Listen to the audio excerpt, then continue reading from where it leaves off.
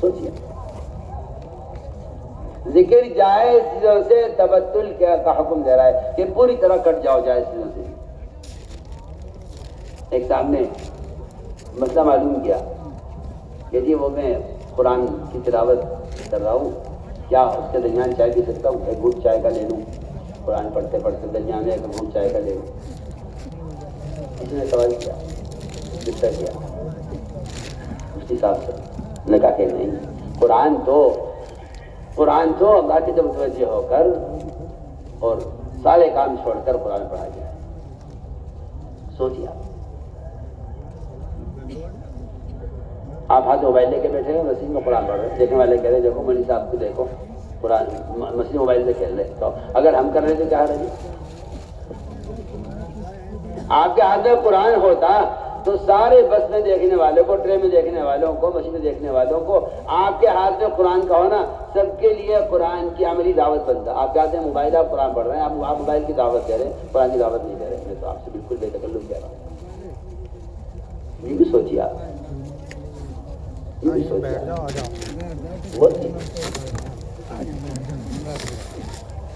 جائز ناجائز علماء جانے۔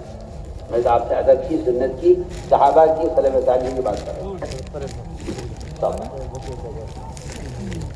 اگر آپ میں ادب نہیں ہے تو آپ حرام میں مبتلا ہو جائیں گے۔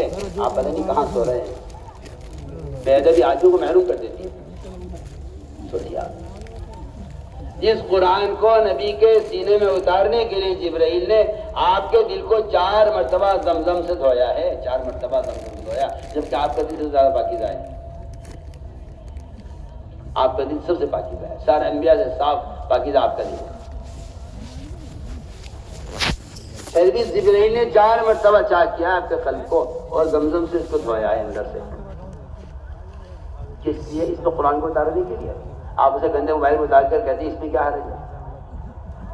سوچیے، سوچیے، عقل سے سوچیے۔ آپ کے یہ بھی کر لو، اس میں یہ بھی کر لو۔ آپ گھر میں برتن رکھ لو، اسے پیشاب بھی کرو، اسے پانی بھی پیو، کیا ایسا ہو سکتا ہے؟ آپ کے گھر میں پیشاب کا برتن الگ، پانی کا برتن الگ، یہ پانی پینے کا ہے، پیشاب کرنے کا ہے، اس کا کیا جوڑ ہے؟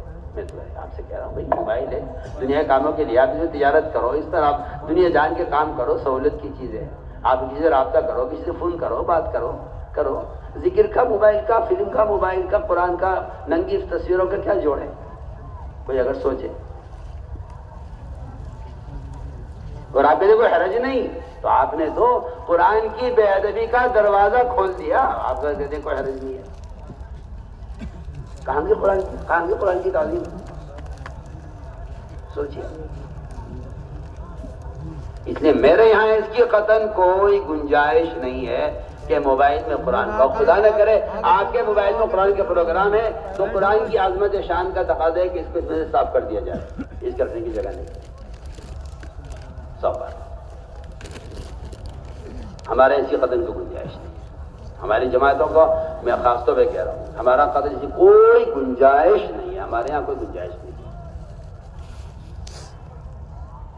سوچیے آپ، عقل سے سوچیے نا، آپ کا دل کیا کہتا ہے؟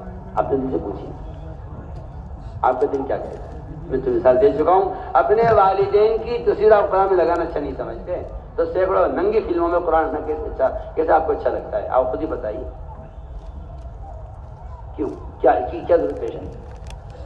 کل تک موبائل نہیں تھا، کسی نے سوچا کہ موبائل ہوتا اس میں قرآن ہوتا؟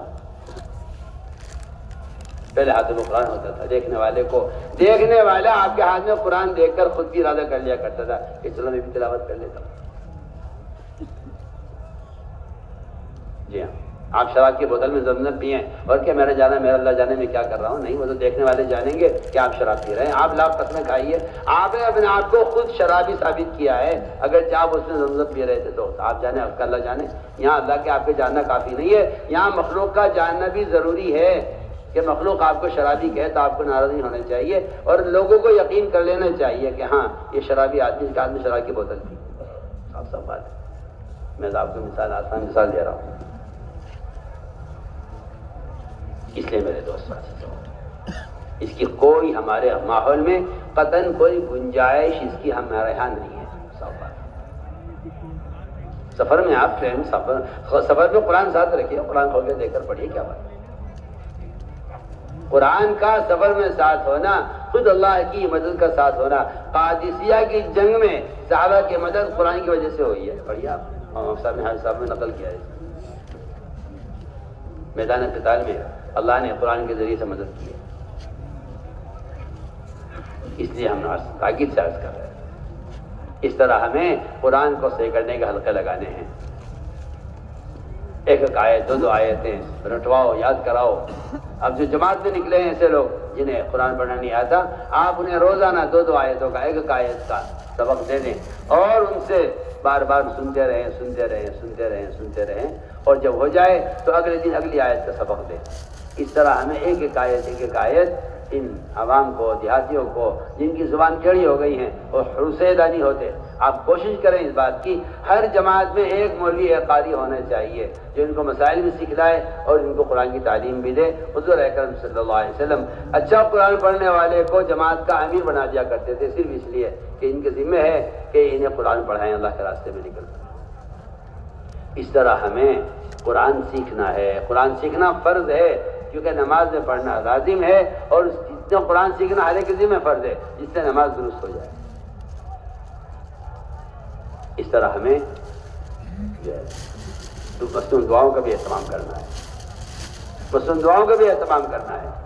مصنون دعاؤں نے قبولیت کے راستے دیکھے ہوئے ہیں، صبح شام کے تسبیحات کا اہتمام، ذکر کا اہتمام، تلاوت کا اہتمام، اور اس طرح مصنون دعاؤں کا اہتمام کریں اس کا کہ ہمیں دعاؤں کے ذریعے سے کامیابیاں نظر آنے لگیں۔ میں دعاؤں میں لگے رہو، کیونکہ دعا مانگنا اللہ کا حکم ہے، کوئی چیز ملے یا نہ ملے، دعا مانگنا اللہ کا حکم ہے، جیسے نماز پڑھنا اللہ کا حکم ہے، کامیابی ملے نماز سے یا نہ ملے۔ میں تو غلام ہوں، اور غلام کو تو آقا کی بات پوری کرنی ہے، وہ آقا کچھ دے تو اس کا فضل ہے، وہ کچھ نہ دے تو میں اس سے میرا کوئی مطالبہ نہیں ہے، میں تو اللہ کا امر پورا کر رہا ہوں۔ اس طرح دعاؤں کا خوب اہتمام کیا جائے۔ میرے دوستوں عزیزو، جب مسلمان اپنے اللہ کے درمیان کے معاملے کو درست کر لیتا ہے، ذکر سے، تلاوت سے، عبادت سے، نمازوں سے، تہجد سے، اور اللہ کے قریب ہو جاتا ہے، تو پھر بات صاف ہے کہ پھر اس کے مخلوق کے درمیان کے جھگڑے ختم ہو جاتے ہیں۔ وہ تو سارے آپس کے جھگڑے جتنے بھی ہیں، وہ سارے جھگڑے اس لیے ہیں کہ مسلمان اللہ سے بے تعلق ہو جاتا ہے تو آپس کے تعلقات مسلمانوں کے خراب ہو جاتے ہیں، اور جو آدمی اپنے اللہ کے درمیان کے تعلق کو درست کر لے اس کے مخلوق کے، اس لیے کہ جب آدمی اللہ سے تعلق قائم کر لے گا تو دنیا اس کی نظر میں بے حیثیت ہو جائے گی، پھر اس کی ہمت نہیں ہے کہ کسی کا مال قبضائے، کسی کی دکان قبضائے، کسی کا مال چرائے، کسی کا حق مارے۔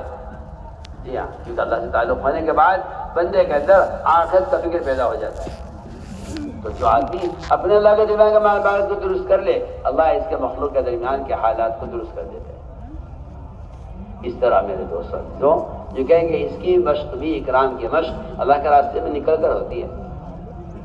فرمایا حضور اکرم صلی اللہ علیہ وسلم نے ایک صحابی سے فرمایا کہ اللہ کے راستے میں نکلا کرو اپنی قوم کے علاوہ کہیں، یا تمغض مع غیر قومک یحسن خلقک، کہ اب اللہ کے راستے میں نکلو اجنبیوں کے ساتھ۔ اب جماعت میں نکلنے کو، ہاں جی یہ میرا دوست ہے، یہ میری برادری کا آدمی ہے، یہ میرا پڑوسی ہے، بن گئی جماعت۔ جماعت میں نکلیں گے تو سوچیں گے کون ہمارا ہے کون غیر ہے، نہیں، اللہ کے راستے میں ان کے ساتھ نکلا کرو جن سے تمہارا مزاج نہیں ملتا، جن سے تمہاری طبیعت نہیں ملتی، جن سے تمہارا رنگ نہیں ملتا، جن سے تمہاری زبان نہیں ملتی، جن سے تمہارا علاقہ نہیں ملتا، جو تمہاری برادری کے نہیں ہیں، ان کے ساتھ نکلو۔ تو جب اجنبیوں کے ساتھ نکلو گے تو پھر مزاج کے برداشت کرنے کا مجاہدہ پڑے گا، اس سے اکرام کی فضا پیدا ہوگی۔ دیکھ لو کوئی آدمی دوستوں کے ساتھ نکلے تو دوستوں سے مزاج